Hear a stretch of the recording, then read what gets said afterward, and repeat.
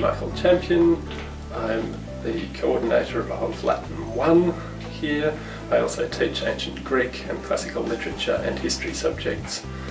Latin 1 has a large enrolment of about 230 students. We've broken them down into groups of around 25 students. The traditional way of teaching those students would be to line them up and lecture at them, tell them about grammar, get them reciting paradigms. What we're trying to do instead is to break down that 25 into smaller groups again and get the students working together on set problems. The most difficult thing about learning Latin for English speakers is the grammar. The vocabulary is not very difficult. Latin's actually got quite a small vocabulary, but the grammar is quite difficult and quite complicated, particularly for people who are used to speaking English and in fact only know English. So I would say that's the biggest problem that students have, is coming to terms with the grammar. You build on what they know already about the language. They know a bit about how languages work from English, so they're fairly ignorant about that.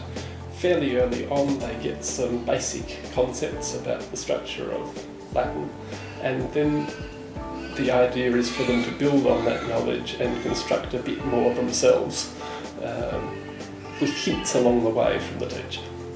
What's exciting about teaching Latin? Well, what else opens up 2,500 years of history over almost an entire continent?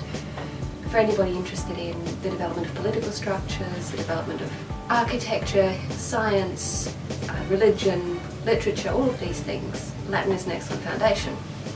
Teaching in small groups takes the focus off the teacher and means that it might appear difficult for the teacher to control exactly what each student learns.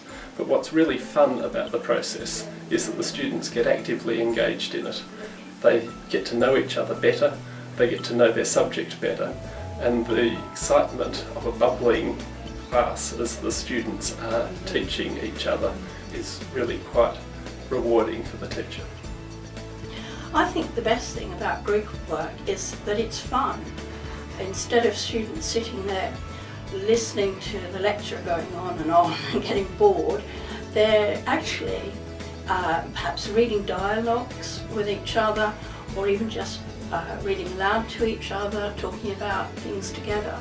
The teacher's main role in this process then is to get around the class and ask the questions that help the students get from what they already know to what they need to know next.